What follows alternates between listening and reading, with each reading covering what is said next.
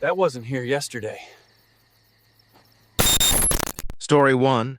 The man at the window. It was supposed to be a quiet weekend away. Just me and my girlfriend Sarah, tucked inside a tiny cabin deep in the forest near Blue Ridge. The cabin was simple, a wooden rectangle with one bedroom, a little living room, and a wraparound porch that looked out toward nothing but endless trees.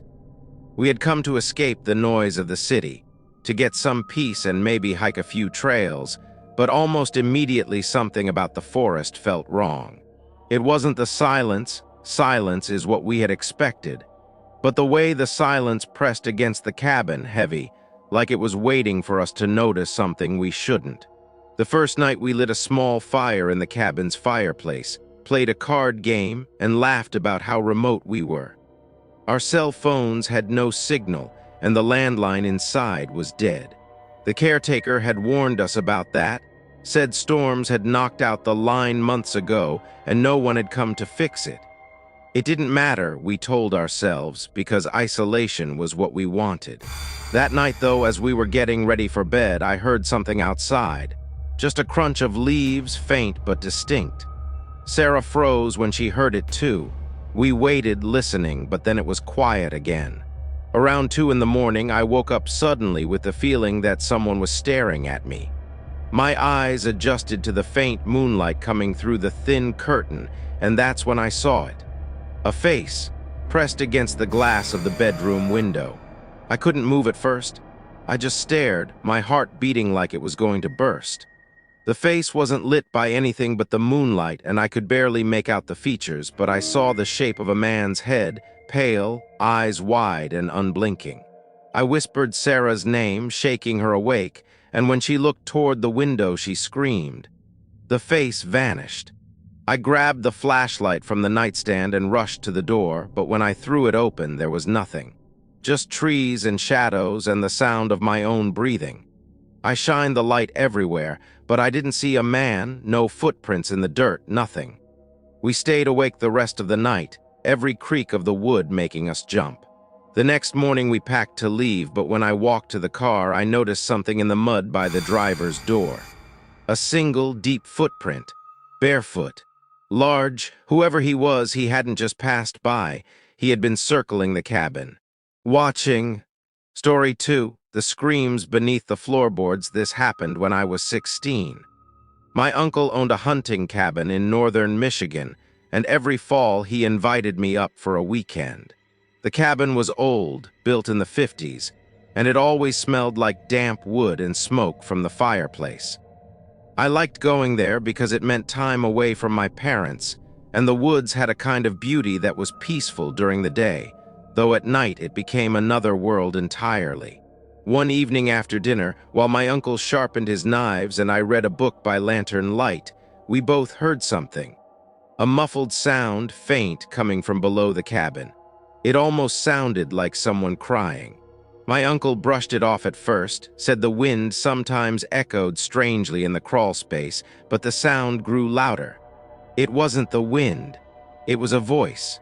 We pulled up the rug in the main room and uncovered a trapdoor I had never noticed before. My uncle hesitated but finally lifted it, revealing a narrow crawl space that smelled of dirt and mildew. I'll never forget that smell. We shined a flashlight down, and at first I thought I saw nothing. But then in the corner something moved. It was small, human-sized but curled up tight. A girl. Her hair was long and matted, and when the light hit her eyes, she scrambled back like an animal. My uncle swore under his breath and slammed the trapdoor shut, locking it. He told me not to say a word and that we'd leave in the morning. But I couldn't sleep. I could hear her down there, moving, scratching at the wood, whispering something I couldn't make out. The next morning, my uncle packed the truck without even eating breakfast. When I asked about the girl, he only said, "That's not our business." I pressed him, but he snapped, "You didn't see anything." On the drive home, I stared out the window, but in my head, all I could hear were those muffled cries. To this day, I don't know who she was or how long she had been down there.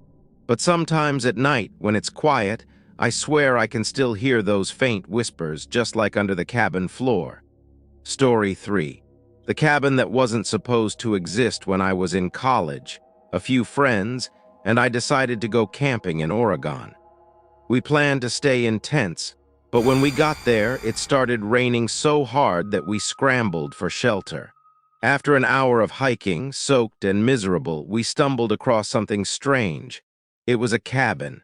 No road, no trail leading to it, just sitting in the middle of the woods like it had grown out of the ground itself.